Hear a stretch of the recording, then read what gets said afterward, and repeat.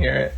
Hello, everybody. We are live on Instagram. Today, we have a special guest, which I'm going to talk about and introduce you guys in a second as soon as he joins. And he just joined. So, I hope you guys are having a blessed and wonderful evening. We have a very special guest tonight. I'm very excited for what's gonna happen whenever here he is. He's requesting to join. Like I said, I'm really excited. We have an OG. Hello, sir. What's up? Okay, we're gonna wait for a couple people more to join because I guess Instagram's a little laggy. It says we have Gabriel saying, "You look like you just popped out of '90s Snowboard movie." Who, me or Felix? I think we both can look like one of those people. So, what's up, everyone? What's up? We got 8 people. I think that's a pretty good start. I think we're gonna break a record.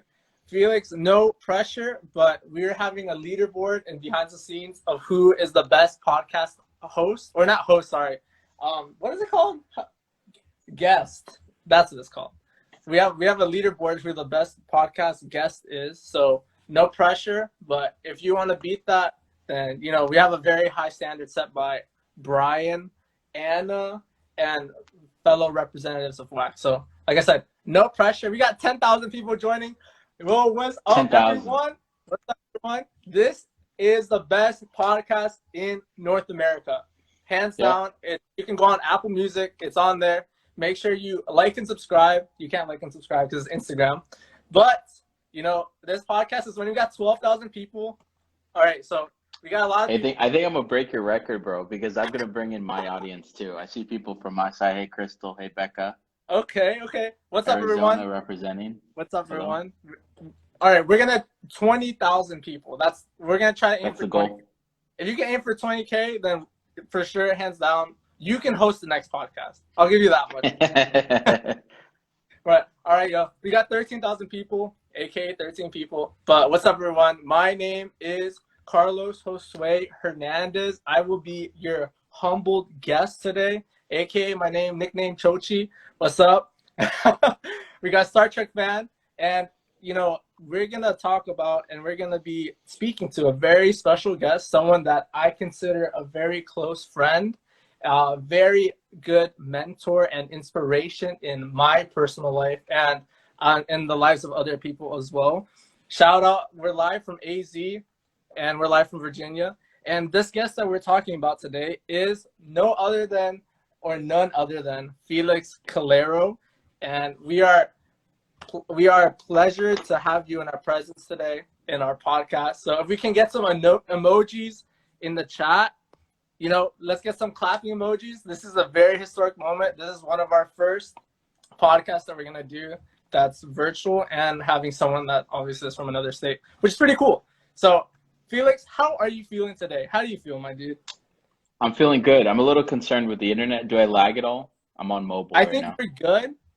So Okay. the people watching, for people watching, if we're lagging or anything, make sure you let us know. We're going to see if we can fix anything with the internet connection. That's kind of like the only issue that we could possibly face. But other than that, I think we should be set. So like I said, make sure you guys let us know in the chat how you guys are feeling, if you guys are feeling good, if you guys are excited, and if you guys are having or facing any internet within our connection. So what is up, Felix? I'm excited to do this interview. He reached out to me yesterday, and I was really excited because we weren't going to have a podcast today because of the weather here in Virginia. For those of you who don't know, it snowed a bunch, and that affected people's availability. So, yeah. How do you feel? Are you nervous? Good. No, I'm not nervous. I'm a youth. It's good. I know most of this crowd. I think I'm your number one fan. Chochi is the best host. I agree, Anna. I try to tune in each time you guys make one of these. So, and we're there. Yeah, that's right. Yeah. I appreciate it. Like, this is something new that obviously you've seen. This is something that we've never done before. And, I've been trying to have a good host mindset, trying to be, comfortable for the guests and all that stuff. So, we'll see what happens. But okay, Felix, we're just gonna dive straight into it. We got a good amount of people. We got 14K. Like I said, I think we can hit 20K as people are coming in. So I definitely think Yeah. 20 is possible. We're going to shoot for it. And I think we're going to have some very good conversations about just anything. So like I've told all their guests here on this podcast, very free flowing. We keep it real. This is for the youth. Remember, youth. This isn't Yep. for the old people crowd, with all due respect, right? We keep it real here. We like to keep it 100. So any thoughts and concerns or things that are usually taboo to talk about in the older crowd, or just, for most people, we'd like to talk about it here because our youth will greatly benefit, and whoever is tuning in will greatly benefit from all the things that aren't mentioned and aren't talked about within those bigger audiences. So Yeah. just aforementioned, just as a warning. So let's just get straight into it. So we like to start off our podcast with 4 questions. They're called the Funky Four, as you know, the legendary I 4 know. questions.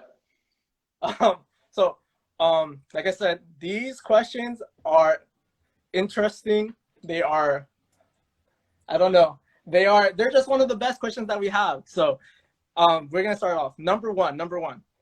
If you could live anywhere, where would it be and why? And do not say Arizona. You cannot pull that card. I legit would though, but where would I live? I think Anywhere. one of 2 places. I think either Miami right now because it's popping, or I think. I mean, generally, I would live in Arizona, but yeah, I think Miami. I think like all of the open doors and things I'm involved in are really exploding there right now. So Miami. Okay, cool. And what's the other place? I was thinking Texas, but I don't know if I would Virginia. move to Texas. No, not Virginia, bro. Virginia, DC area Uh-huh. is in the past. Yeah, it's not gonna. I don't think so. Yeah, Okay. yeah. I like used to dream about like Europe and like go to live in Argentina and stuff like that. But yeah, I Yeah. feel very like kind of centered in this season of my life, and I think Miami. I know everyone is going to Miami. And yeah, I think that kind of space is something that I'd be interested in. Yeah. Okay, cool. Good answers. As you've seen, because you obviously tuned into our previous hosts, Hmm. Brian and Anna, big advocates of Miami. I have not gone to Miami yet, so maybe that's a trip that me and you can partake in sometime in the near future. But yeah, those are great places. Okay, number 2, moving on to number 2 of the Funky Four. What is your proudest accomplishment? You can take your time. No My rush. proudest. Yep, Can you hear me? no We rush. lagged a little bit. Can you hear me? Yeah, I can hear you now. Okay. Okay, cool. Um, my proudest accomplishment. I mean, so it's like I view my life as like different areas Yeah. and different like kind of like the 3 key areas of my life are obviously family, like church, and then business. And obviously, like the pride of my life is my family, is my kids, is how we're going. Um, to be honest, if I were to say anything as like far as like I mean honestly is Rema Youth, to be honest, in the relationships I made with you guys, like my peers, like we have relationships that have long lasted past distance time. And as I orient like my life forward, that time that I was there was the foundation of everything that's come today. And so like my business, like the direction of my career, my relationships and friends, the vision and plan I have for like our local church and the future of our ministry, my fam, everything really started with my time at WAC and specifically with Rema Youth. So really like you guys, you Chochi, you Gabriel, all the youngins, like everything that consists of my time in my life is with you guys. Okay, yeah, that's a great answer. And we're going to dive into those things as the podcast goes on. But that is for a little bit later. So great answers, Felix. We're loving it so far. You guys have a great guest for those of you that are watching today. So make sure you show Felix some love. Can you drop some emojis? Make sure he's loved out here. So we're going to move on to question number 3. And that question is, what is a dream that you have yet to accomplish? Oh, actually own my own business. Like have my own business, like 100%. That's like what I'm working on now is starting like a little consulting thing on my own. But yeah, 100%. That's like the dream that I'm working to. Okay. Self-employed, making your own thing. That's the future. Yeah, That's your dream. have people under me, build a company, and then eventually I want to build like a product-based company, some sort of software, probably in like Okay. services, like create something like Okay. that. Awesome. That's big boy stuff. That's adult stuff. Yeah, So, come on you know, now. I've been in corporate world enough, so I want to do my own thing. Yeah. cool. Awesome. All right. So number 4, our last question of the Funky Four is, for what are you most grateful for today? Kids, I think like Do you hear me, Felix? getting to grow my family Okay. and then yeah. Can you hear me now? We good? I can hear you. Yeah, yeah, Okay. you're good. Um, hey, what's up, Marcos? My uncle is on here, Ro. For sure, the thing I'm most grateful for is my family. I as a young man, like you look forward to your loved one, you look forward to the person you're gonna marry and all that. But then everything changes once you have that your wife or your husband or whatever. And so growing my kids and raising them and teaching them, like, yo, the other night I was like gaming with my son. Judah was playing with him too. Like it's this whole new experience that is like so different. So I'm so Yeah. grateful to have a family, have a supportive wife and then kids. Yeah. Okay, cool. Awesome. Great answer. Great answer. So all these things, all the answers to these questions are something that we're going to pick apart. We're going to talk about each individually because obviously you've experienced more life than a lot of the youth here. And a Mm-hmm. lot of Mm-hmm. our youth gain from that valuable experience that you've had through just living life. And that's something that I think a lot of people don't really take into account. Having mentors, how powerful that is, how powerful just recognizing mistakes that people have made in the past to literally just avoid them and just save months, years of time. And just that knowledge is just very powerful. That's something that I've been trying to teach or trying to push in these previous podcasts of how important it is to have a mentor, because that's been a recurring subject that you guys have not, like the most successful people in my life and in our church, like the past youth, is that they haven't had mentors, and that's something that they always wish that they did have. And we can talk Mm-hmm. about this later on as well. I'm sure you feel the same way. But I think it's very important to push that topic. But so the purpose of this podcast is just to introduce who our youth is, and obviously you don't come to our church, but you're one of the OGs. You know, like you said, you were developed, manufactured here at the OG Washington Apostolic Church in Virginia, right? And we're gonna Mm-hmm. talk about who Felix is, who are you, what you've done, and just kind of like your life. You can talk about your testimony as well. Just this is free flowing. We're gonna talk about anything and everything, which is what I Yeah. love about this podcast. So let's just talk about who you are. Who is Felix? Where are you from? Where are your parents from? And how would you describe yourself to someone who doesn't know who you are?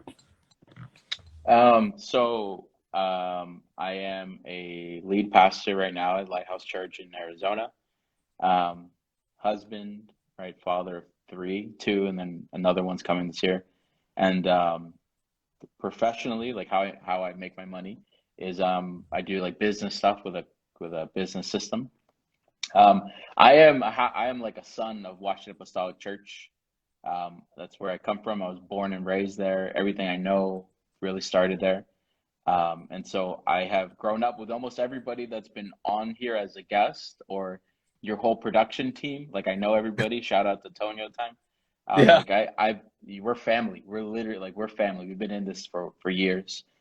And then I had I mean my like story since I was at WAC was that I met Brianna, who was my wife in 2013. We had an event, the very first Gear Up, the original Gear Up, and I had met and connected her through like a social media thing, and that led to her invitation, and we really got along to the point where we started dating, and eventually we got married, and that led for me to move out here in Arizona. And it was a lot of like God's timing kind of things. Certain things fell in line in a way that um, kind of confirmed for me to be out here. And then yeah, since then I've been out here. I've been in all sorts of ministry, kids ministry, middle school ministry, I don't know, high school, um, youth pastor, minister of some sort, everything, every which way. Yeah. Um, really learned under Pastor Lozano, under Pastor Carlitos, and then yeah, I mean, I don't know else you want me to talk about, but yeah, that's basically it. I don't know. No, that was perfect. That was perfect. Like I said, we'll toss questions. And for those of you that are watching, if you guys have any questions to ask, make sure you type them in the chat. We'll get to them eventually. Like I said, this is just gonna be a back and forth, very casual conversation.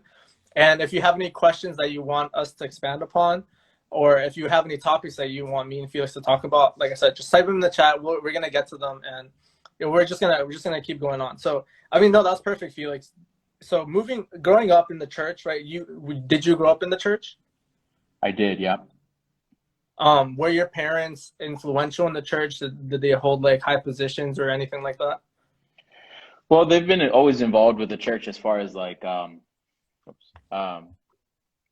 day-to-day, um, I don't know, week-to-week involvement. So in ministry, whatever, Dorcas, varones, help support friends of Pastor Osano and your parents.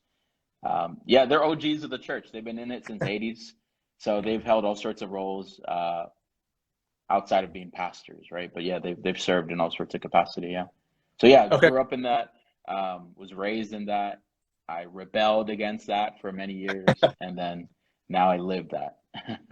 Yeah, yeah. So yeah, that's what I'm saying. So that's very fundamental, and a lot of people are going through that phase right now because Yep. church isn't a big thing now because COVID. You gotta stay safe, and it's kind of just been pushed to the side by a bunch of people, and even myself. Like I went through that phase literally like last year, and that's very important because our youth is struggling through that, and I'm sure a bunch of churches are struggling through that as well. Just trying to keep the youth engaged in church and trying to keep them engaged with any relationship or any connection with God. And we can talk about this as well in later. But going through your life, having your parents be involved in church just like my parents are and currently are, do you think that made you feel like you had to be more involved with church things, or did that help you rebel more because you're like, oh, this is just my whole life, I don't want to do this anymore type of thing? It's a good question. I would say I didn't know any different. So, I mean, as like all the people who are tuning in, you were raised in a certain way, and there was like a normative experience. Like there was a normal that you experience at church. And so for us, dog is every Saturday, every Sunday, right? Like Yeah. Lesia, you got to go to church, and then when the guest speakers there, you're there on Friday, Saturday, Sunday. Regardless of how you feel, there's like a cultural norm. And so for me, I don't think it impacted me in that like I didn't know any different. I wasn't like, like, oh, I wish I had a different life. My decision was to say, like, I don't want this. This is not for me. And that was like a lot more to do with my personal walk. I wanted to be like a businessman. I wanted to make a lot of money. And in my mind, my call was like, let me be clear. I didn't know God. I didn't know Jesus intimately. Like, I didn't know him. And so I stood firm. Like nowadays, a lot of the question is like, do you believe in God or not? Right. And it's either you do or you don't. And then for me, it was like, yeah, I believed in God, but I wasn't a follower of him. Right. I didn't live life in his way. And so there's a whole lot of confusion in that space. And so for me, it was like, I didn't know who I was. I didn't know where to go. I didn't know what I believed, but I did know I believed in God. Right. And so because I believed in God, I was like, yeah, I'll support the cause, but my way, which in my mind was start a business. I wanted to buy a house in DC, bro. His and hers kind of bends, right? Like make lots of money, send it to the church. They take care of ministry. I stack it up. And what that mechanism was to make that money, I had no idea. I had no idea what I was going to do, but that was like my dream and the direction I was going. And Yeah. so, like that was my path. Like, I mean, yeah, that was. So my parents didn't have anything to do with my rebellion in that way. I know some Okay. people, like real talk, they have parents that are straight up like hypocrites, that they're like one thing at home and different at the church. That was not true for me. Like I didn't have that complaint. Some parents are abusive in their approach of religion to say, hey, you need to go to church. I didn't have that issue with me. Like my parents were great. Like I have no complaints about my parents. There's no disconnect outside of life and church. It just is something that for me, like all of us have sin in us and it just shows up in a certain way. For me it was pride, man. I thought I was smarter than everyone. I I read scriptures and I was like, this is wrong.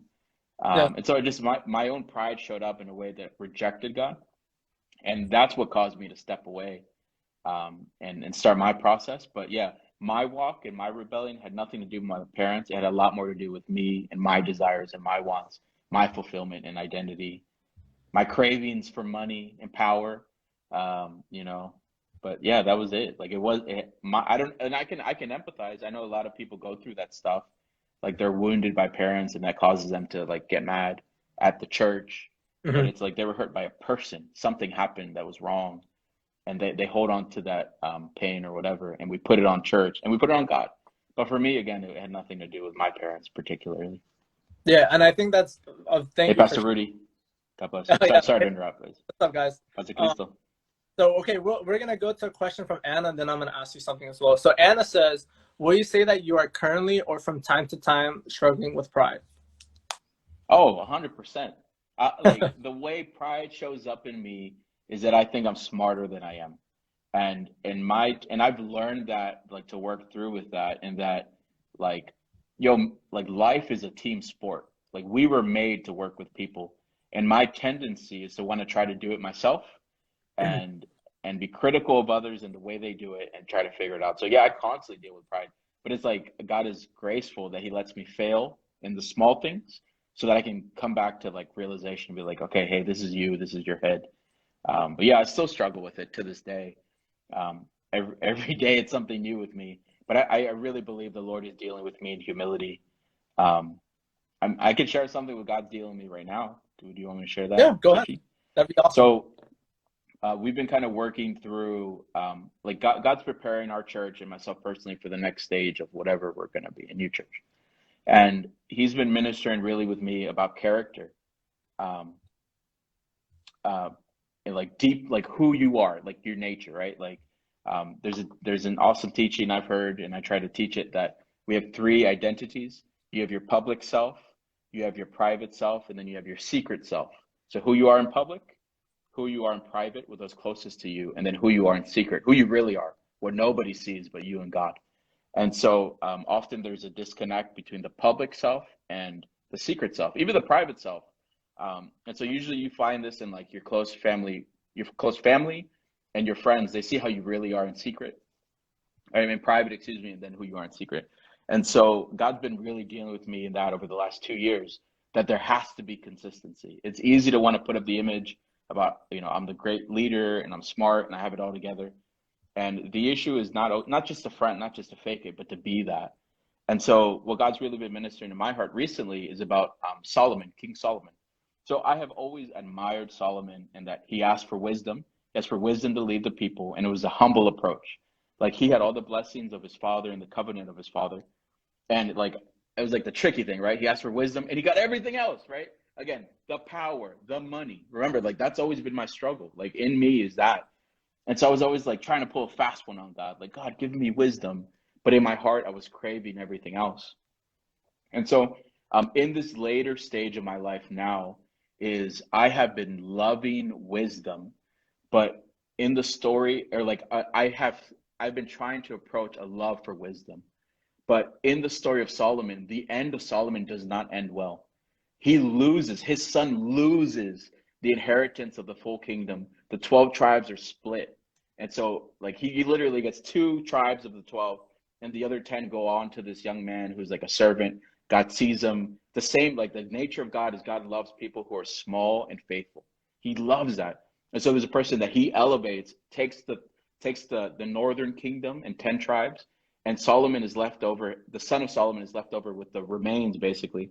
And God says, the only reason I'm giving this to you is because the covenant of your father, because I love your father. Nothing to do with Solomon.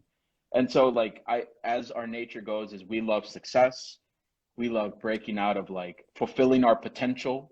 You want to be wise and powerful. Like Solomon had it all, but at the end, his legacy ended badly. And so God's been dealing with that in me is that, I went in this thing like I'm a young Solomon. Everything I touched was gold, bro. Like everything has gone well. And God's been dealing with me that if I don't deal with my inner issues, my character issues, it doesn't matter because it will end in me.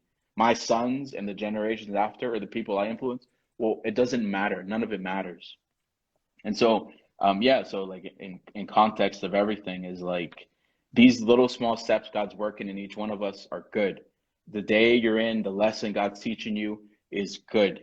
But if you don't approach these with a heart of humility and the nature of God, you're going to ruin it and mess it up and lose sight of it all. And so, Back to Anna's question, yeah, I constantly deal with pride, and he's dealing with me now in that kind of like, I have big prophetic words and all these things God wants to do in my life, but that stuff will be wasted if I don't deal with the inner me. Yeah, and awesome. Thank you for sharing that. That's definitely important. And, it takes a bit of humility to say those things because it's not easy, especially if you're viewed as a leader, as a lead pastor, or whatever you are Yeah, yeah, in church, even at your job, if you're a manager or whatever. Admitting to your mistakes and admitting to the people that look up to you that you're wrong, it's very, it's not humiliating, but it takes humility to say that, and a lot of people that do look up to you see that as more of a transparency between the leaders and the followers, and just like the relationship just grows because of the transparency that you give. So thank you for that. That's awesome stuff. But we're gonna come back a little bit. We have a couple questions and a lot of okay, people interacting, but let's just come back because we want to keep it in the timeline. We want to see young Felix to where he is. yeah, And so, like you said, when you are rebelling, and everyone goes through that stage, right? Um, and your parents didn't have much to do that, and that's something that I can relate to. All the rebellions that I did or am still doing, whatever, right? Has not come from my parents. My parents are awesome people. It's just because of what I want to do, and like, oh, I know better than yeah, these people. Whatever. That's just like the constant yeah, struggle, hmm our nature. But going through high school and all that stuff, because that's typically the stage. Would you say that's when you had those types of feelings, those types of thoughts? Oh, 100%. Yeah, I would say middle school into high school and into like early college. I mean, all of college age. I dropped out. I don't know if I don't have a college degree. I don't know if anyone knows that. It's part of my testimony. Yeah. Um, but yeah, it would absolutely started there. And man, there's so much pressure. There is so much pressure against like what uh we say the Bible teaches, but even more what the church stands for. And yeah, I mean, it started at that young age in middle school into high school, into college. It's just, yeah, at first it was secret, right? At first I was like secretly like double lifed where I would go to church or whatever. But then Hmm. there's a point where you openly engage with whatever you want. And that's part of like being an adult is you get to do what you want to some degree, right? Yeah. Um, but for me, yeah, that it started around that age, high school into college. And can I say a symptom of like my rebellion is I had identity issues in that I didn't know who I was. I didn't know what I wanted to do. Some people like everyone has their vice they go to, and it shows up in certain ways. So some people are like always angry, and some people are always depressed, or some people like will struggle with certain like drinks or drugs or like all that. For me, man, I was just mediocre. I was just happy being basic and plain, not succeeding, failing, and getting by, like a D student in every way, in like every area of my life. And so, like, what it looked like for me, that like confusion or that rebellion, is I didn't care. Like, that's what it came down to. I didn't care. I didn't put value in things and like the life I had and anything I had. And so for me, again, it was just like mediocrity. I embraced mediocrity in every area of my life. Do you think throughout those earlier stages of your life, going through just like the grade school and whatnot, were how big of an influence were the outside people, like friends from school, other family? How big of an influence did those people play in your life, in like kind of those rebellion stages, or just those stages of like, oh, I don't know what to believe, or like, who am I? How big were they in that factor? Well, so this is what I would say is like all of us have needs and we look places to fill those needs. And so at that time, like, and I'm sure some people now, and I'm sure you felt this way too, Chochi, is like, yo, the youth are whack. Like that's how I felt, bro. Like I was like, the youth ministry is incredibly whack. It is like, like it's like this, and it's this tension is like you're trying to be cool, and it's like completely whack. And it's like there's nothing cool about it, right? Like we make events and stuff, and I get it. I'm not like I'm there, right? I was youth president for years, but it's this tension where the way we've established like coolness and what's attractive is like conflicts with the church culture. Hmm. And especially from where we come from, the way we've established church is like, I love about it. Yeah, heck yeah, Gabriel Dorks, like this kind of culture that exists to fight the world. And often we encapsulate everything that is worldly as like bad. And so, anyways, when we try to do youth ministry, We don't present something that is attractive or embracing. Like we can't. I didn't find what I was looking for at church. Is what I'm Yeah. getting at, right? I was looking for something. I was looking for an identity in a non-cheesy way. I was looking for like encouragement. I was looking for like, I know mentorship has come up, but even more than that, like I didn't feel like I had peers there. And so, to your question is like, well, I found that at school. I found that like part of our social development is there's a point where we want to find independence from our parents, independence from our own family structures to say, well, who am I? Right. And so often what we try to label as rebellion, like we're pushing against something, is we're trying to re-identify who we are. And so we desire and we crave, what's the word? Affirmation. Hmm. Affirmation to say you are that, or you are good, or you do have value. Yeah. And often when we come again, like this is not the harp on church, right? I pray harp Rema Youth is never harp on church, but to help us grow in this area, in that like when we come to Yeah. church, we don't find affirmation. We don't say, hey man, you are valuable as you are. We know you're in a stage where it's confusing. We know you're in a stage where may not have it all figured out. Instead, we find the opposite. You're not doing what you're supposed to. Where are you here? You're not who you're supposed to be. I taught you better. You should know better. Yeah. With good intent, I think the church means well. Yeah. Um, but I found that affirmation. Look, yo, bro, you find affirmation in the world for our stupidity. You could do stupid things, Yeah. and you'll find somebody that says, "Man, you are awesome. You are great." Yeah. Right? And so, oops, sorry. So at that age in high school and into college is a lot of church brats coming out, and I don't mean in a bad way, but the church kids growing up there is we look for that affirmation. We look for that that that sorry, I'm getting texted right now.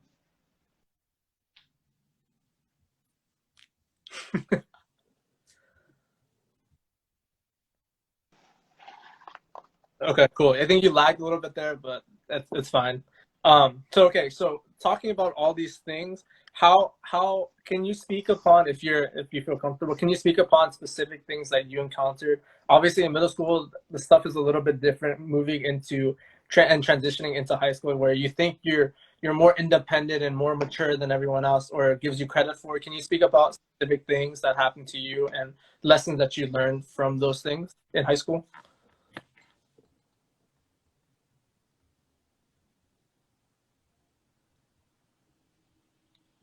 It's lagging.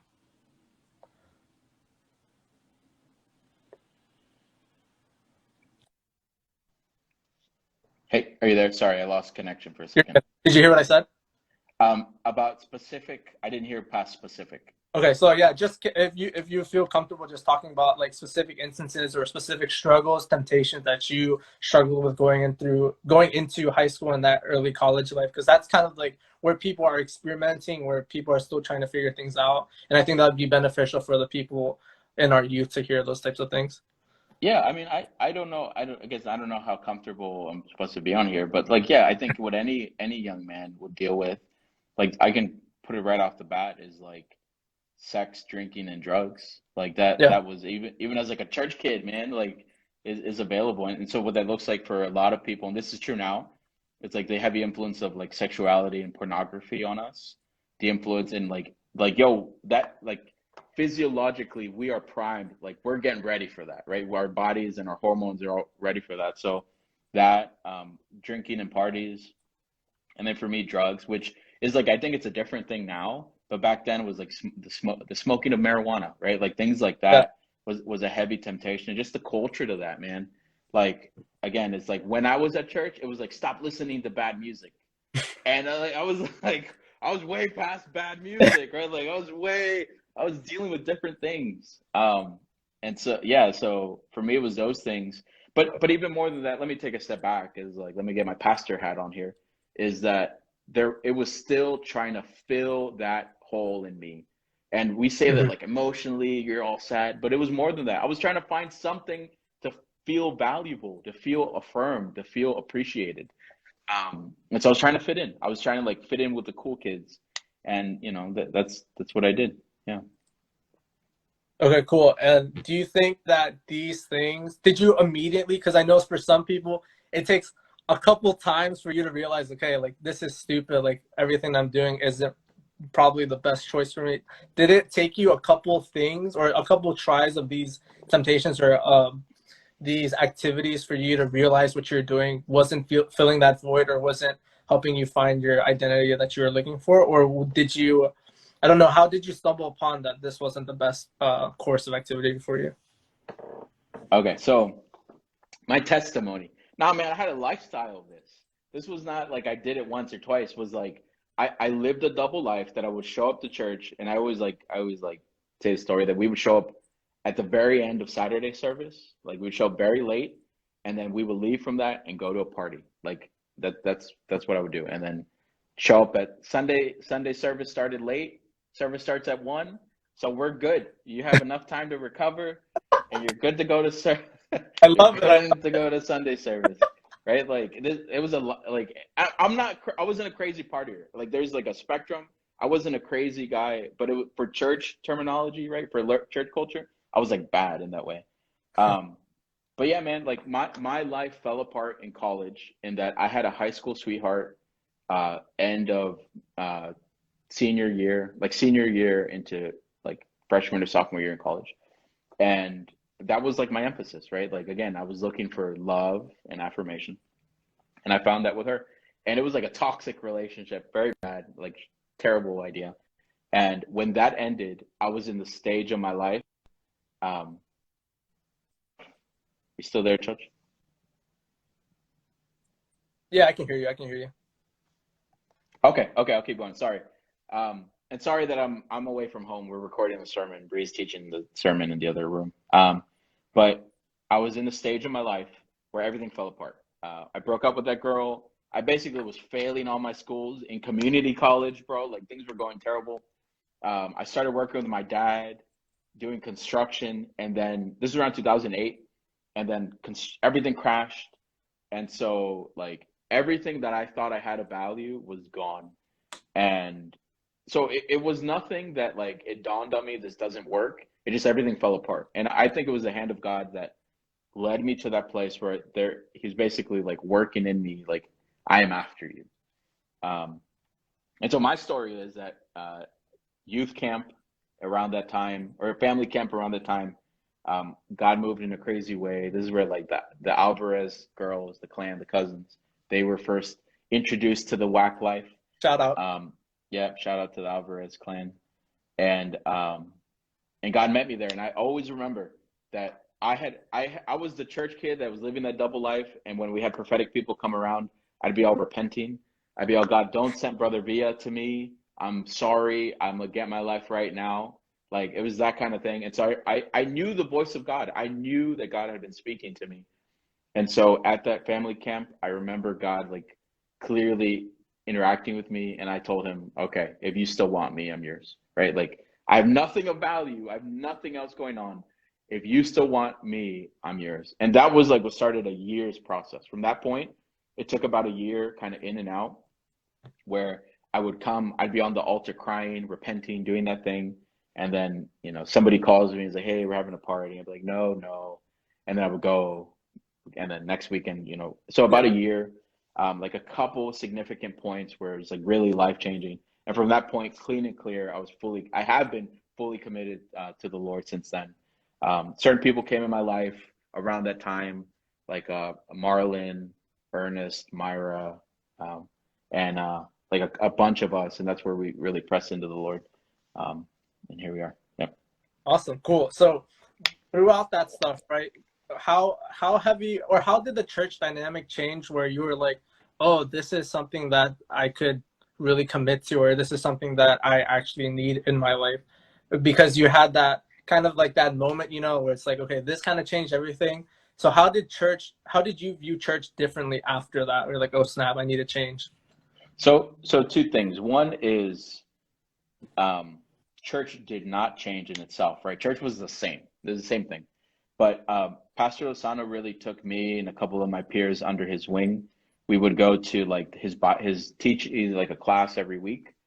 And so, man, I just had such a desperation and hunger for God and knowing him And this was before we experienced like the power of God. And I say we because it was like a group of us at this point. Like Ruth was there as well, and my brother. But we were like, man, just after God. I was like, I had met him. He had broke me. I kept going back in my moments of pride and in my moments of failure. I kept going back, and every time I went back to him, he would meet me. And so it was just a desperate. I mean, to this day, like that's what I push. I want a desperation for him. And so he started to change in me, and it's like changing your appetite, right? That all of a sudden I was craving something else. That doesn't mean I didn't have my temptations. It doesn't mean there's not moments you fall short. But like I said, I kept coming back to him. And so what started to happen is God started to form this identity in me. And something I say too is like I felt like God turned on my brain, where I was like I was an idiot before, and all of a sudden I felt like intelligent. I could understand things. Yeah. Another very interesting that happened for me is like when I really committed to God, all of a sudden I had a career. So I was doing construction, remember, with my dad. Things went Mhm. sour. And then Susie Wharton from church, she reached out and said, hey, are you interested in a new job? That there would be an internship. And I believe that's because like I was faithfully serving in kids ministry. She saw me, saw potential, God opened a door through her, and she was a blessing in my life. That basically I Mhm. have my career that I have now because I started a business internship. We were doing like revenue recognition. Everyone knows that. But so my life in its entirety completely changed. In like one moment to another, I was when I didn't have work, man, I would find a way to get to church. I would just pray. I like a lot of my prayer in that time was for the youth.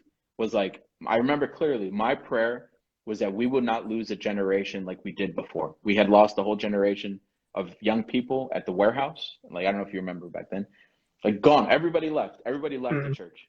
And so my prayer at that time was like, don't let that happen with my generation. And I believe God honored that and put me like as part of the team to help figure out how to keep us strong and grow us. But basically baby steps. Let me take a step back. Sorry, I get excited about all the other stuff. But when I first started, man, I didn't like reading the Bible, just like everyone else. It didn't make sense to me. Okay. I would pray and I didn't always feel the, shalali shalala presence of God over me. There was times where I would get bored, I would get distracted, but I was hungry to find him in that place again. And so I just kept going back. I kept on reading. Um, Pastor Troy in that time was very helpful to us, and he will help teach us, guide us. Pastor Lozano exposed us a lot to different movements in the kingdom, so different people that were moving in certain ways. And so what God started to do in me is resonate to say, you're going to be this. You can do this. Remember, before my experience was telling God, God, this is what I'm going to be, right? I'm going to be business guy. This is what, and so God started to work in me that I lost all of that. And he started to give me an identity and a direction to say, this is what you're going to be now. And so step at a time, I started reading, it started to make sense. Yo, bro, I would eat preachings and teachings every day. Every day. Like we have the internet. If you want to learn, there are weeks of sermon series that are waiting for you. And so I just ate every moment of every day, eating, learning, doing more, more studies on my own. Um, and then once my appetite changed, is when I was able to understand things at church. I started serving at church, and I can say, me and my group of friends, my peers, our approach was, how can we bring change to the church? What are the things we can do about giving an example? Like, yo, I've been in your shoes. How can we show the OGs that there is a better way, right? And so that's what we would do. We would figure out a new way, how to do these things and move forward. Yeah. Cool. Yeah, that's great stuff. And we're gonna, like I said, we're gonna dissect this because this is good stuff. We've actually been going at it for like 40 minutes, if you believe it or not. 40 minutes, it's time Dang. flies by. I love it. And we got a couple people join. Thank you guys for joining. For those of you who don't know, this is Felix Calero from Arizona, pastor. He used to come from WAC over here, and he's been spitting some great stuff. He's been dropping some knowledge. So make sure you guys stay tuned in. If, like I said, if you have questions, make sure to type them in the comments as well. Okay, so moving from that rebellion to finding that identity to God, like he's like, okay, let me slap you real quick, Felix. You're being stupid. Let me show you all the stuff that I want to give you. Let me give you that identity. From then on, how did your life change? How did the people around you change? How did your outlook on life change? And kind of what were your thoughts post those things? Like, what was young Felix thinking back then? Okay, so it's like pre-Jesus and then early Jesus and then Early. now, right? So early Jesus really was about like, so it's like there's a pure passion for God. There's like this purity of like, I just want more of God and what I was just expressing. And what happens is you're easily influenced by those around you to start putting value on certain things. So I'll give you an example. Early in our walk, we were all about revelation. Like, like show me the new thing, God. Like, I don't know if you guys still pray like this, but often our prayer was like, Lord Jesus, we pray you move in a new way today, right? Like that was a lot of early Rema youth drive is like, Lord, show up in a new way. I want to experience you in a new way, which is good. There's nothing wrong with that. But that became my sole focus in that it was all about like new experiences and new expressions of God. And I mean, I like now I can tell you like it's about like depth in that revelation. You could take the same thing and there's a depth that comes from experiencing it, sharing it. God shows new levels and like variations of that thing. But anyways, back then it was all about new. We want to learn a new thing. And we would sit down, and I remember me and my little squad, we would sit and go to McDonald's and be like, what is God showing you now? Right? Like, tell me about the new things God is showing you now. And we'd come up with things. And some of the stuff was great gold. I think a lot of us, if we were to share, it would still stand today. Some of it was kind of silliness, like it's our own immaturity and like newness to the spiritual realm. Um, but was like it was pursuing and pressing this thing like into God's calling. And a lot of it became all about God's specific calling in your life. So what is God making you to be? And it was good. It was good for that time. But it's like I was called to be a pastor and I was going to be a teacher and God would minister. And he would give me a lot of dreams, even dreams that impact me now to say like, this is where you're going. And so in the early stage, it was all about like long term, this is what's going to happen in your life. And we'd get words. We had a lot of prophetic ministers come, Brother Gahiola, Brother Villa, Brother Etza, Apostle Amador, my homie Steve Rojas, just people that were called to give like that kind of ministry. And so those again affirmed the direction we were going. But, oh, here, we're out here and there's a young man here that God has his eyes on, and it's you. And we'd go up and we'd pray, like God was just confirming his word. He kept pounding the same nail, so to speak. And Mhm. so a lot of what we learned was immaturity. We had to grow through it. I had to go through that as well, but it was giving direction for the years to come, the decades to come, even a lot of stuff I haven't yet seen still. But I see it. I see symptoms and reminders of those things. Gotcha. You talk about the squad, which I'm familiar with. A lot of OG people know who you're talking about. But who were the people, and were they going? Were you guys like just having like the same life changing, some same revelations at the same point? Was that just like a coincidence, or like who are these people, and how did these people come to form your squad? Yeah, I think it was like there was like I'll keep it 100 because we're here on the other end of things now, like a decade later.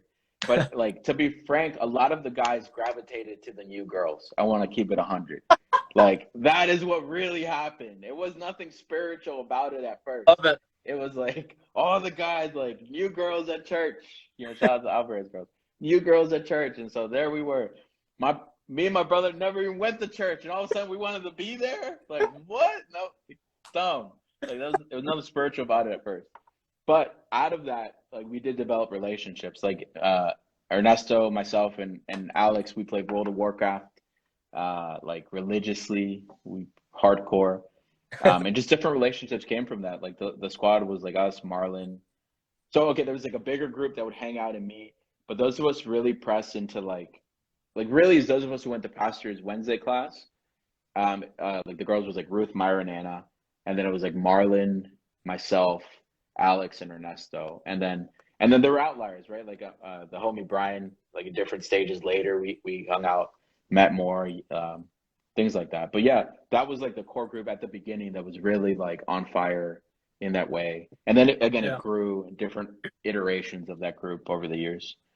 Um, How impactful were those people in helping push? Because obviously a lot of people say that you can achieve more with people, and and having like friends that truly are your friends, not just fake people from church, helping encourage you, really does make a Hmm. difference. How big of a difference was that for you personally? Oh, it was like 90% of the reason we kept going. Because like remember what I told you is like at the beginning, man, there was no place for me. There was no place to hold me. And I know this is the complaint that church is cliquey, and I get it. I get where that comes from. But there's something about like natural chemistry that you can't fake, you can't replicate, you can't, praise the Lord, hallelujah, your way to it. It's something that's grown. Hmm. And so like for me, I knew people I could share my experiences with. I told you, we talked all about what God was teaching us. So it's people who were like-minded, had similar values. And I mean, it was 90% of the reason why I kept going. Like I had bad days. We were constantly praying for each other, checking in on each other. But it's also we were aligned to like where we were going, right? We had a clear sense of this is where what we want to do and where we want to go. Um, yeah. Cool. Yeah. So moving on from that, then, as we know, right, you moved on, like hindsight, right? You moved on to become a very influential person within our church and obviously within the youth ministry. How how did that specifically line up from, just having that group of people becoming more ingrained in what God's saying and, forming that relationship with God? When did that come about? Like, when was that part of the journey? When was it? I'm sorry, can you say that again? I didn't understand the question. So essentially, it's what I'm trying to ask is like, how far along did you have to go, like being in a relationship with God for you to become that leader, that youth president or Oh, whatever? Yeah. oh, bro, within a year, man. Within a year. Yeah, and I don't mean that like how awesome I am. I just mean like I was made for that moment. I know that like I was made for that. And it was within a year, like a year I served under other, our world is like youth leadership. There's a different youth president. And so that year I just served, man. I showed up how I could. I prayed. I was consistent in the eyes of God. And like God is the one that elevates us. And so God was just preparing me. I told you, I had nonstop eating of the word, studying. Like for us, the peak thing was like sunrise service. We do who gets to teach this Sunday, and we're out there teaching her, Jesus loves you, like stuff like that. And but yeah, within a year, man, I was made for that. And every year after that, it only got better. But it really was the molding of God in that process that set us out. But I always say, and I say it to this day, any success we saw was because of the team, not because of me or anything. Like I actually suck at doing things. Like I 100% like suck. If you ask anybody that worked with me, like I do very little. I like actually move chairs around. Like I do the hard labor, but the execution of the plan is always other people, like Myra, Merle, Ruth, Anna, like Brian, everybody. Like they are the people that have kept things afloat and moving things forward. Like I actually suck. Like to this day, I came to Arizona. It turns out I suck. Like I found out very quickly. Like my success was not me; it was the people around me. So like I just was called for that moment to lead an amazing team. That's all it was. Awesome. Yeah. And I would just say it's like a culmination, like you said, with just like perfect timing, just multiple people feeling the Yeah. same way and feeling that drive to become closer to God. And that was something that was so memorable about that youth because it inspired me and I'm sure it inspired a lot of younger kids. Even though that we were young and didn't fully understand what was happening, you could just feel the impact. Like it's noticeable. And that's something that even beyond church, like job, sports, whatever you want to do, right? It's just noticeable how amazing specific people and how these people click to form something, and it's just crazy. I and like that team that you were talking about and those youth that are freaking amazing, and even to this day, we still have some of those mentors like Brian, Anna, Marilee, Daniel that are Yeah. still here, that are Hmm. still.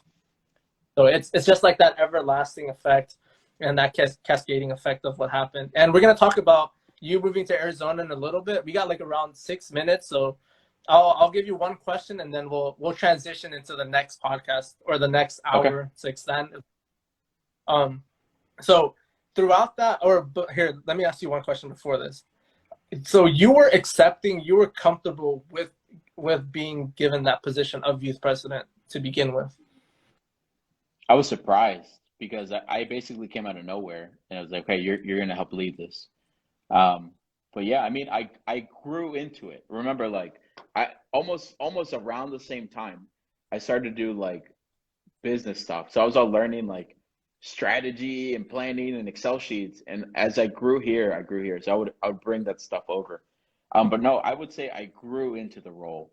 I wouldn't say like I embraced, like I wasn't like ready for it. But I definitely Yeah. think like as I grew into it, like everybody stepped up to the challenge, right? I learned past, and I want to give credit where credit's due. Pastor Lozano taught us about leadership, about spiritual like disciplines, about like everything I learned, all I did was put to practice. So it was nothing like me specifically, but it's what I was learning. We just were doing. So yeah, I would definitely say I grew into it. Not that I was like ready to roll. Like I was an idiot. I was dumb. I like didn't know what I was doing, but we figured it out a step at a time. Awesome. Yeah, thanks for sharing that. So this is one thing that a lot of people have struggled with in the youth previously, or like I guess like the board or the leadership previously. So I like how you commented that you grew into it, that you weren't like, Yeah. okay, I'm in this role, let me dominate. I know what to do exactly. What do you say to the people that are given that role, that responsibility, and they're not feeling ready for it, or they don't want it? What would you say to those people? Yeah, I would say this. I would say that I see that trait a lot in like in you guys in your generation. There's like a lot of hesitation for some reason. And I would say part of it is like I think you guys can't compare yourselves to other generations. I feel like that's often what happens. Like there's this pressure to be like, oh, you gotta be like old Rama youth back in the day. And I think there needs to be a new vision, a new like new leaders like with Chris, like and you guys, like where are you going? What are you gonna do? And then just action steps. So say these are the baby steps we're gonna do. Maybe you take it a month at a time, 3 months at a time. Hmm. I want to say I just think there's like, okay, there's like deeper issues. We don't have to get into that, but there's like a cultural insecurity with you guys that it never feels like you guys are doing the right thing in the right way at the right time. And so you guys always feel like you have to prove yourselves. And of course you're going to quit because who can measure up to something that's like perfect? Nobody can. Yeah. And so I think you guys have to reset your expectation is what the heck are we supposed to do? How are we going to do this? And those of you guys who are stronger, who have more experience, you help them into that role. Like you cannot expect something from someone they've never done before. That's unrealistic. But you can help say like, okay, what have you done? And close that gap. Bring them somewhere in the middle, and then we challenge forward. We raise the bar little by little. You don't start here. No one's going to make that. You start little by little. So Yeah, no, that's great advice. I asked this question to Anna last week, and I'm going to ask this to you because I think it's a very important question to ask, and it's good to have different perspectives no matter what the answer is. So this is going to be a controversial question. Number one of this podcast, do you believe that everyone is called to be a leader? well, what do you mean by that, right? So I think, okay, two things. One is everyone's called to be a servant, and everyone is called to influence. And if you define leadership as exercising influence, then the answer is yes. Do I expect everyone to be a type A leader with go, go, go? Like, no, absolutely not. But you should be expressing influence in whatever area you're in. The Okay. biblical example of that is you're supposed to shine your light, to be the light of this world. And so I just think it's like, yes, to some degree, we're supposed to be an example. If you're supposed to be an example, are you a leader? Then yes, right? But I don't think everyone's supposed to lead in the way we often define it. Like to Hmm. serve is to give an example. I'm here to serve. I think we're supposed to live a life of excellence no matter what you do. If that's being an example, then I think you lead in that way. Yeah. So yes, in that capacity, yeah, everyone's called to influence and to give an example. I don't think everyone's supposed to be in charge and have a title. Okay, cool. So don't mean to cut you short, but we got 1 minute left. So we're gonna, for everyone that's watching right now, we're hitting the time cap because Instagram, you only get an hour for the time cap. Please, we're gonna come back into Instagram. We got 16,000 people. I think that's your high for today, Felix. It So froze, so I haven't seen any comments or everything. When it disconnected, I still see 11 people and okay, no comments. So. 17 people, 17K people. We're gonna do a part two for everyone that's watching right now.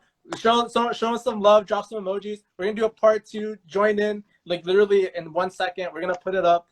Thank you guys for watching. Part two is gonna be more interactive for you guys. Ask questions in the next one. We'll be back make sure to stay tuned, and we'll be back.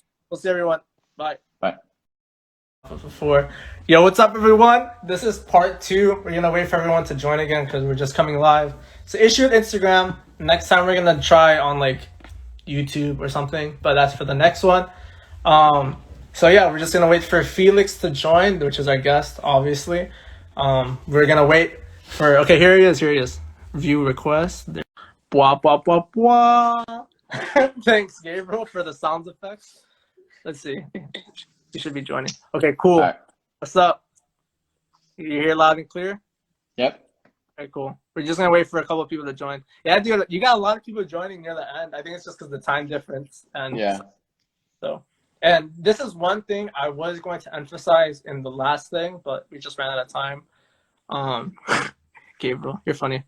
One thing I was gonna emphasize is that, like, between our youth and your youth, and just like how there's comparisons that are thrown out, and just like problems that people like don't feel like they're valued within the church or whatever, right? Yeah. It's important to obviously address those issues, and this is one thing I was going to ask you to speak about, because since you've had that experience firsthand, obviously it was a different time, different people, etc., just so many different variables now. What is one piece of advice that you would give to not only our youth, but just the youth in general? Because as you know, the church is going through like a weird transition. It's a weird time, you know, Corona, a lot of advancement with technology, just different temptations with the youth, and you know, the world's just changing. What advice would you give to churches and to youth that are trying to grow their ministry and try to keep that youth connected within the church? You hear me? Yeah, I heard you. Okay, cool. Take your time. No rush. It's because it's a complicated question, right? Like Yep. Have you heard of the Great Opportunity? Have you heard of that? No, no. Google it. When you get a chance, Google it. The Great Opportunity. So there's this thing that's happening across all the churches in America, which is we're losing generations as a whole. And so often, like, what we kind of say, oh, WAC has a problem with young people. Actually, all the American church has an issue with young people. And so Yeah. our version and our slice of it looks like something in a certain way, like we deal with our own problems, but it's not just WAC.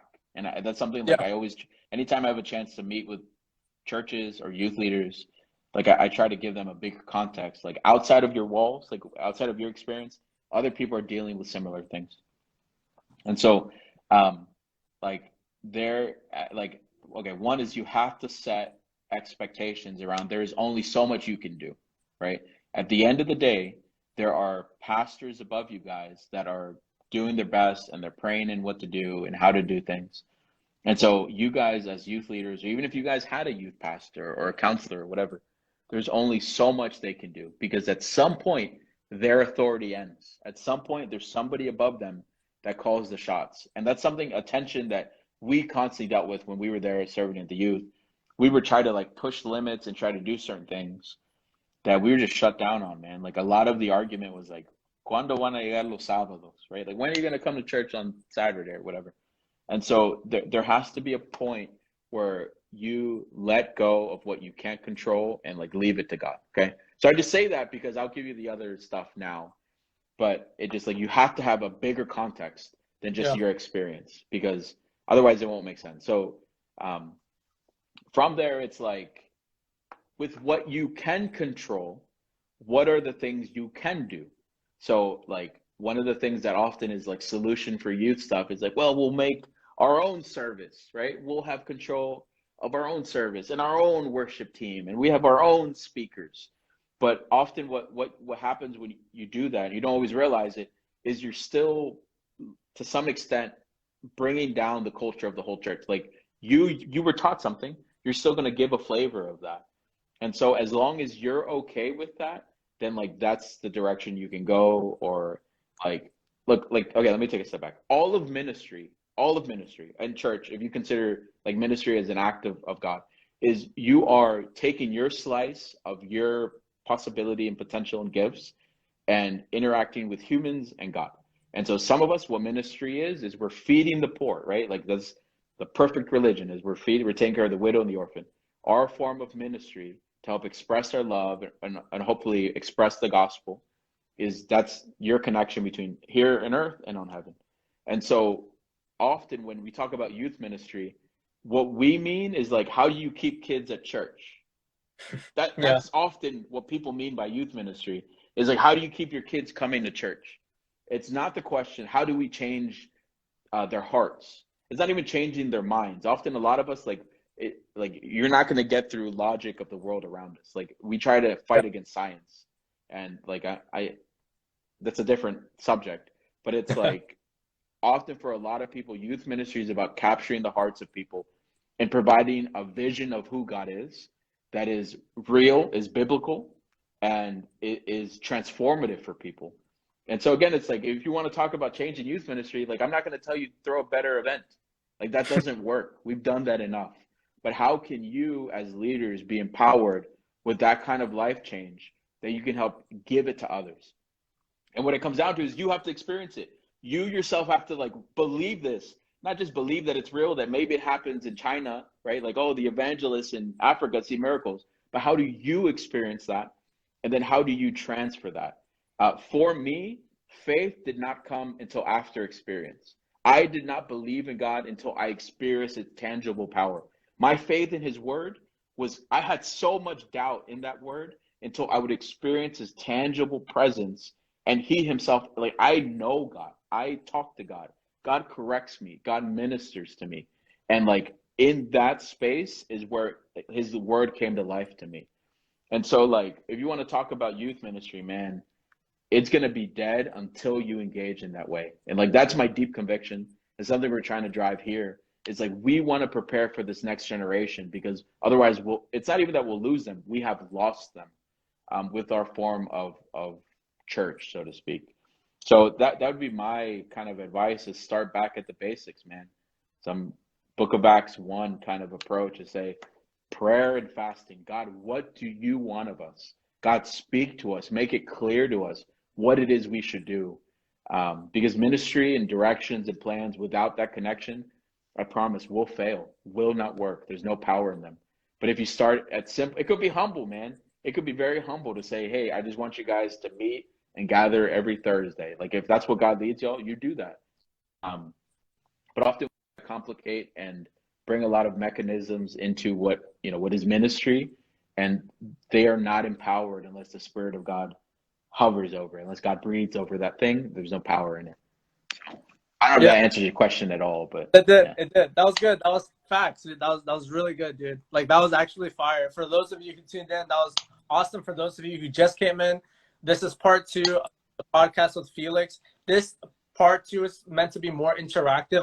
We didn't get to go through everything I wanted to ask. We'll try to put that in here, but this part 2 is for you guys to ask questions. Any questions you have concerning life, business. We're talking about finances. We're talking about 401ks. We're talking about everything. You can ask Felix, like legit anything. Make sure you guys comment. This part of the podcast is for you. I'm just gonna keep talking and just try to continue on from our last podcast. But this is legit for you guys. This guy's a great. Can I saw a question from my uncle Marcos, the last one. Okay. There was a point where it glitched out, and I don't know if I saw it, but I just want to answer his question, which Yeah. was when did we get involved in fivefold ministry? And fivefold ministry is basically the apostle, the prophet, the evangelist, the teacher, and the pastor, or I guess I don't know. Anyways, those fivefold is a church that exercises and gives rooms for those ministries to function. The Okay. idea is God has given us those ministries to equip the body.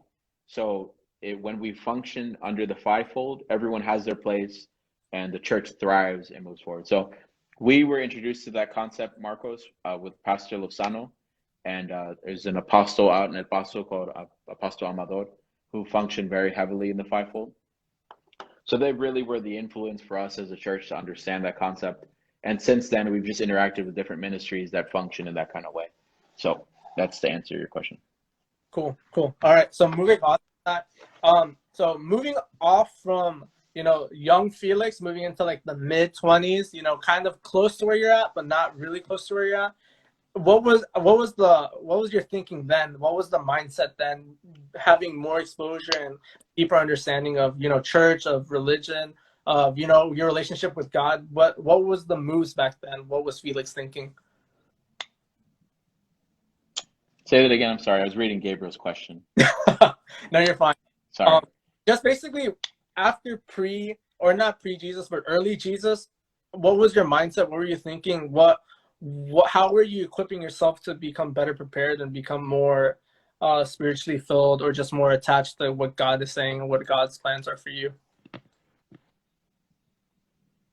Yeah, so I would say this, man. At the beginning, like what I told you is like there's a point where you're influenced early on about what values you should look for. So I mentioned the example of like revelation, new revelation. Now give us new revelation, show up in a new way. There's also a big influence on ministry. And by ministry, it meant like at church. Like, what's your ministry at church, right? Again, fivefold. Are you going to be a pastor? Are you going to be an evangelist? Are you going to be a pastor teacher? Like there's big emphasis on ministry in that way. And it was kind of silly, but that's kind of what my life started to form into is like, God, what is your calling in my life? How do I fulfill that? And then to be frank, the other thing was like, who am I going to marry? Right? Like, there's a big thing in my group was all like, oh, God's going to reveal who you're going to marry now. It's like this thing. And it happens. It's like we kind of hyper spiritualize our experience and our needs. I'm getting, I'm lonely and who's going to marry me, Lord? Um, and let me say this. I don't mean that just as a mockery because God legit, like I had that experience with Brianna, like dreams and all this stuff, like in different ways. Like God spoke specifically about it. But what I'm saying is like there's a time for that and God confirms in a certain way. So, but for me, it was, man, all ministry, how that was going to happen. Um, and I remember at that time, my career, to be frank, like my career was like secondary. It was really about God, what did you want in my life? And we had a lot of examples Pastor Sano gave to us through like videos and stuff. So we watched people that were like, they felt God spoke to them to sell their house and they moved to like China to start an orphanage as an example. And so like Jeez. that was my norm, bro. That was like, you know what? This stuff is temporary. My job and my business stuff, this is temporary. At any point, I'm ready to go. But that was kind of the deep conviction I had. And I remember my prayer before the Lord was like, Lord, send me where you don't want to send other people, right? I was all fire for God, evangelist Felix kind of approach. Um, but that was the attitude in that time was like we were loosening our value of the life around us, and we were just so committed to see it through. And man, God honors that attitude. God really honors that attitude where he's like he can trust you with that. If like many of us we value other things secondary to what God is doing in our lives, and so it's like you can't be trusted with things because you'll give it up. And so my experience and our experience is we were going through that refining process that he basically was able to trust us with a little more, right? Because our values were correct, at least to the best of our ability. Yeah, and right before I answer Gabe's question or ask Gabe's question, because he has a pretty good one. This is a hot topic too, just within like the church or whatever. How did you find out what your ministry was? Because that's always the topic of like, oh, what is mine? I wonder, or like, oh, I have so many ministries. How do I choose which one is the correct one? Like, how did you find what was right for you? Okay. So again, like we have to define ministry, right? Yeah. Like for a lot of in the church world, for you guys, it's like, what ministry are you part? Are you gonna be translation? Are you gonna be kids ministry? Are you gonna be youth ministry? And those teams are good and valuable to serve within the church body, right? Like there's a place where our job is to serve and care and help disciple our own people, believers. Um, and so I was teaching juniors very early on, like one of my very first teachings was juniors. And Pastor Carlitos came and he approached me. He's like, "Hey, I've been praying. The Lord spoke to me that you're going to be a teacher." And he said this like way early on, like even in my rebellion age. And so there were just moments, man, where God speaks to you in private, like man, just like a strong prayer life, just pressing into Him in Scripture. There are moments where you see certain people that are functioning in ministry. And I mean, like, yes, as pastors, as ministers, but also there's people called to ministry outside of the church walls. Like, there are kingdom people that are influencing the world through their business, and they're establishing like kingdom territory to say, we represent Jesus. This is what it's like to be a follower of God. There are nonprofits that are functioning as the body of Christ in the kingdom of God, extending that territory, right? So for me, I understood that that call was within, at least at that time, I thought it was within the church. Uh,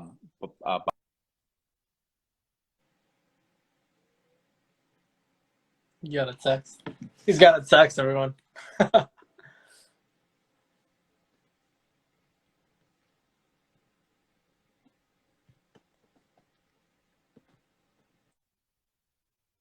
have like 2 minutes, Chachi. I'm sorry. Bree's recording. I need to help her with something real quick, and I'll be right back. Okay, fine. We'll bring on someone else. We'll bring on someone Okay, else. sounds good. Sounds good. Sorry, I apologize. I'm sorry. I'll be right back. All right. You're good. You're good. All right, hold on. We're gonna bring on. I'm gonna pick someone. I'm gonna volunteer someone. We're gonna pick our current youth president, Chris Fuentes. Chris Fuentes, can you request to join the face thing, whatever this is called, Instagram Live? We're gonna have our current president while Felix takes a 2-minute break because I guess his wife needs help. So Chris, can you request to be on so we can fill in the gap for Felix? If you don't, do you know how to do that? Okay, there he is. There he is. Slight change of plans, everyone. Stick with this. Felix is going to be coming back. Just slight change of plans. Can I record what? Nothing. All right. This is, for those of you who don't know, because there's some viewers from Arizona, right? Okay. This our current youth president, Chris Nogales. Sorry, not Fuentes. Last name, different last name. But this is our current youth president, and he was, I'm sure he was then listening to our old youth president, which was Felix. What types of things did you find impactful from what Felix was saying? Because there was a lot of great stuff, especially when talking about focusing on the youth and how to keep the youth connected within the church. I mean, I think a lot of the things I was like listening to were like patterns that we notice and we don't acknowledge. Like I feel like that's like it's just funny to hear it because like you said, we were juniors, we didn't really care, and seeing him grow up, and then that is literally the same way we grew up. Like, what's our ministry? What are we gonna do? All that stuff is just the same thing. And then again, like I told you already, like when we talked to the juniors earlier, like you were talking about like the surroundings and how that like affected him. Like 100%, I believe that. Like I told you time and time again, the strongest relationships I've had were in church. So like things like that, like you see little patterns that are like connected within generations, but we always tend to play the cards like they're different, they don't know, they don't understand us and blah blah blah. So I find that curious, I guess. Do you think that the generation that Felix had when he was within our youth and our current youth was different? I think not really different, but I think they got to the point where they, like he said, experienced God and it became real for them. And I feel like right now we're in the state that we haven't experienced God and where it has become real. What do you think we could do as a youth, especially because you are the youth president, that we could do to help, I guess, encourage other people to have a real encounter rather than just going through the motions, just coming through church? Yeah, so that's I think that's all going to be based on like how willing we are. And again, like he said, not everyone's a leader in the sense that we're supposed to be leading like mobs, but like we're supposed to be, influencing people. And people don't realize, like, they expect like, oh, the board's going to do this. But necessarily that doesn't mean that the board's going to, change the whole world. It's individually we're going to change everything. Like you influence Gabriel, I influence Evan influenced Matthew. Like it's a waterfall effect. And then I feel like once we get that waterfall effect going and we influence each other to actually seek God, and once we have that actual like experience with God, that's when things will change. Because until it becomes real for us, like you said, it's going to be just doing the motions. Okay, wise words from our current youth president. I have a task for you, Chris. Your task is whenever Felix does return, you have to ask a very awesome question. All right, I'll try. All right, so you can get off now. We'll wait for Felix. All right, go ahead, request Felix. We're done stalling for you.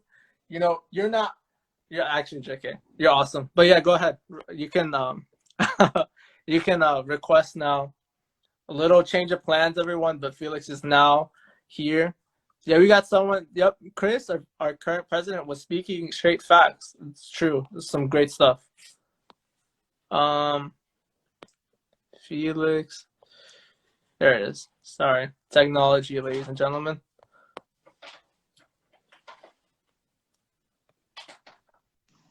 What's up? Hey, sorry about that. No, you're good. You're good. So what Gabriel's question was right before you left is, says, it seems like you described a strained relationship between people and the church. What practically, or here, what specifically does it look like when a relationship is healthy? So you got to think about the reason there is an estranged relationship. Okay, like, and who are the people, right? So by our nature, we're going to be countercultural, or we're supposed to be, right? Jesus makes it very explicit and clear that the world will hate us, right? And the world, being the corporate group of non-believers, is going to despise the church because they despise him. Like, there is a nature that we hold on to that will be countercultural and will cause tension and friction, right? Like, it is right now in today's day, it is offensive and I don't know, like anger inducing to call anything sin, to acknowledge sin as a whole. And so, like, you know, what's happening right now is like, well, we're redefining sin. Well, what is sin, right? Even though there's like a whole lot of Old Testament and New Testament that calls specific acts as sinful, there's going to be this tension to say, well, like, we reject that. Okay, just hateful speech. So if we're going to talk about like relationships between people, the world, and the church, like, why is there a relationship issue, right? I believe we're called to uphold God's righteousness and what the Bible holds to be true, and still be examples of love and generosity and care. And so, like, that is a hard thing to reconcile, because for many of us, we don't know how to do that. We don't know how to, like, love well somebody who we think is sinful, when in fact, like, Jesus was a friend of sinners, right? And so it's like understanding the reason there's any sort of tension between people and quote unquote the church, because, like, even that, like, who's the church? The church, like, if there's an issue with an, like, often, okay, right now the cultural commentary around the church is the church is hurtful. A lot of us church kids, we've been hurt by the church. We were not hurt by, we were hurt by a person. There was a person that did us harm. There were people that did us harm. And so again, why is there an issue in relationships? And then once you have that issue, there's like things that are honestly might not be reconcilable. There might be a person that might not ever change, right? Some of us are like, we're holding out for an apology. We want somebody to apologize to us, to help us mend our wounds. And the reality is that might not ever come. But like the process, or the thing you're supposed to be, or we can look to, is that God can help us heal through that process and find forgiveness for them, even in their evilness or whatever, their jerkiness.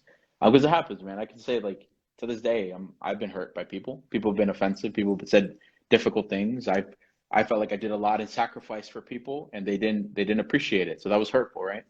But it's like those types of things are something you can work through, and I think it's a sign of healthy self when you can release some of that tension and hurt and forgive as well. So I don't even know if I addressed the issue at all, but yeah. No, I think you did. No, that was a great answer. Gabriel, put in the comments. You did a great job. Let us know how good of a job Felix did. So, moving on to make this full circle before we get into like specific different questions. Moving into now, the life of now, Felix's life currently, going into the life of more of a pastor role of an actual church, being like that actual figurehead rather than being a figurehead within the church. How much is that different from being, a youth pastor, or just like a different role within the church? And how do you think your previous experiences have prepared you for the role that you're in now? So leadership is leadership. John Maxwell teaches a principle, one of his 21 principles. I can't remember the name. I think it's literally called the principle of leadership, where it's like the higher you go, that means the more influence you have, the more you have to sacrifice, right? Like, regardless of what you do, if you're being raised up in responsibility, you're gonna have to give up more and sacrifice to uphold that level of responsibility. And so the same thing is true of like pastorship. Like pastorship, the shepherding of people is the care of people. And again, it's like if you don't love the people, you're not going to care for them, right? And so you can't have like a pastoral leadership role if all you care about is the title or the importance, whatever. Like you have to care for people. So I am stepping into a new level of pastorship. We still have our suegros to help us counsel. We still have people to teach us. But it's doing is expanding the scope of responsibility, and it's a new population. You're dealing with different problems. There's things I have not yet experienced. There's a new spiritual weight of responsibility on my shoulders. But is it helpful? Absolutely, right? Like everything I've learned, I'm applying now. Some things work, some things don't.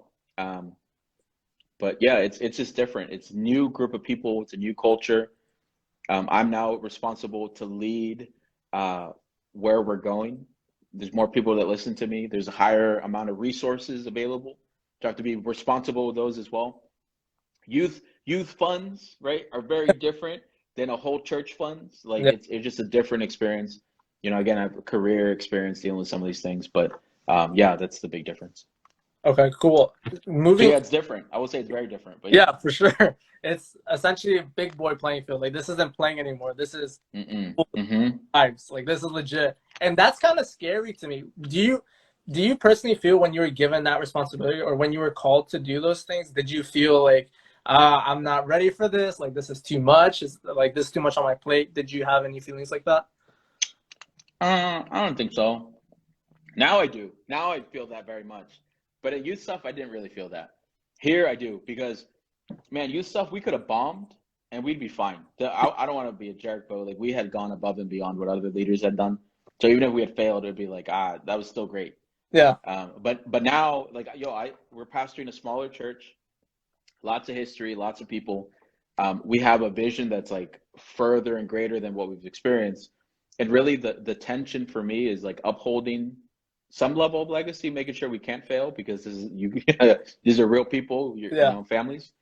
But also like there's a weight of responsibility to be obedient now, because we see what's coming, right? You have to be obedient now to fulfill anything that's coming later.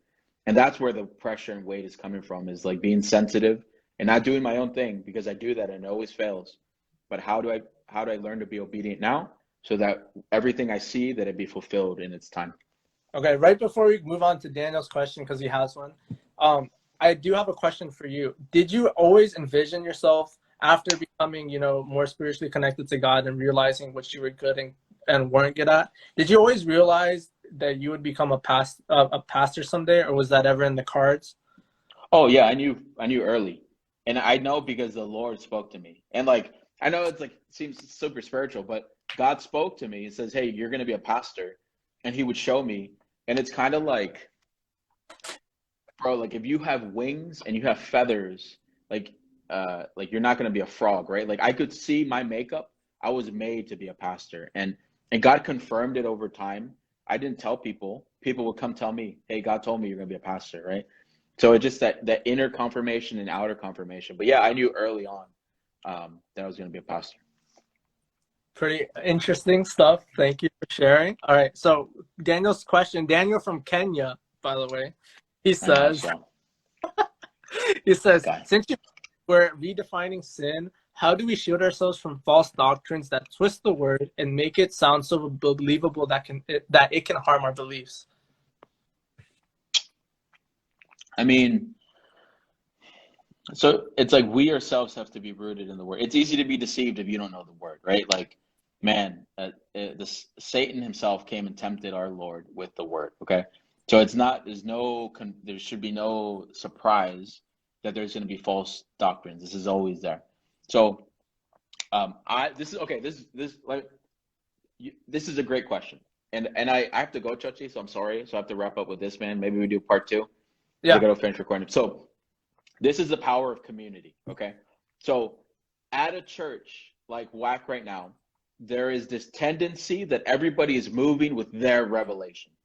You know that? Well, I know this is what God spoke to me, and this is my ministry. And so there's a spirit of division around revelation. because everyone knows their thing, and it's all about ministry and fresh anointing and whose turn is it at the pulpit now. Again, not to criticize, that's where I come from, that's my home. But I just bring that up because what can happen in like a church that has lots of cracks, that's where false teachings come in. When there's a sense of unity, so in the early church, when there was things in conflict, there would be this confrontation between people. So when Peter was acting like a Jew, even though he had the revelation that there's unity now between Gentiles and Jews, Paul had to call him out. Okay, and there was enough relationship that you could address that false doctrine or the false exercise of that doctrine. And so there's been a couple times where we were there and at WAC, and I remember like we were really in spiritual gifts and everybody wanted to prophesy, but there was a couple times where some people would prophesy and it was off. There was like these moments where you could discern something was off. So I can tell you, it's like what would happen is I would check in with my other people that I knew that were moving in those gifts, be like, what do you think? What do you feel? How do we weigh the word that's being given? And so, Daniel, the way you confront false doctrines that are easily deceiving, we see it right now. Some people swear Trump is like the next Messiah. It's like happening, right? Like I'm with it. God can use whoever he wants to use, but like either left-leaning or right-leaning Republican or Democratic parties are not the kingdom of God, okay? But there are people right now, to this day, that swear that like that's how God's going to change America. And they're deceived to believe this. Yeah. But what happens is people stand up, people in that community will stand up and call it for what it is and say, no, this isn't correct. But then we also have to stand for truth to point back to it. So if you're saying it's not true, then show me what's true. Like it's easy to say that's not true. Show me what's true. And so even in biblical interpretations, like the new level of this in today's day is not arguing whether the Bible, like that the Bible says it. We're saying what the Bible means. We're starting to reinterpret what scriptures say. And so to combat false teachings and false doctrines in the word of God, because that's the argument now, is what does the word of God actually mean? We got to be able to point back to the beginning and say, these are the threads of scripture. This is like historical orthodoxy, that it has been like this. This is, we got to point to where the origin of these ideas come from. And then you can have that kind of discussion. And there's nuance now. Like you can't, I think Edwin Martinez once told me this, and you heard it, like you can find anyone, any college level scholar to agree with you on whatever topic you want. Like if you look for validation, you can find it, but it's with the Spirit of God that leads and corrects us, and he works these things out. And one more thing I'll say, I agree with you, Gabriel. It does take humility, but it also takes patience. All of us at one point believed something that was wrong. That's like my general experience so far. Is a lot of us are growing into new revelation and understanding. I don't mean that church like up and down revelation, but we're learning to understand new things. I pray that all of us have grown and have learned new things from 5 years ago, that there's a new depth of understanding of the scriptures, that it has come alive to you in a new way. So we have to have patience with people too. It's not just about beating people up saying, no, you're wrong, you don't know. It's about, hey, teach me, explain to me what you're understanding here. And you're right, Gabriel, it takes the humility from the student, from the teacher, to be able to walk that difference and patiently working through with the little ones that are still learning and still growing. Even though I'm new, man, I'm supposed to be a pastor, I'm still learning tons. But I have to have the approach of being a student, and there's new things God speaks to me, and he teaches me and works with me in different ways. That's right, Gabe. Yeah, hey, bro, great. I gotta conclude with that. I'm sorry. Yeah. Do your thing, but I gotta head out after this. I'm sorry. No, you're good. You're good. Well, I was just gonna say thank you for Felix for joining us. There was a lot of great stuff. We wish we could have you for more time, but I know you're strapped for time. Maybe a part 2, maybe a next time in the future. I'm sure we're gonna do it. But thank you once again, Felix. Bless you guys. I hope you guys have a successful, awesome, God, Spirit-filled church, all that stuff. And thank you for coming, dude. Really appreciate it. Awesome. Thank you. Thank you, guys. Love you guys. Yep. All right. See you guys. Have a good night or wherever you guys are.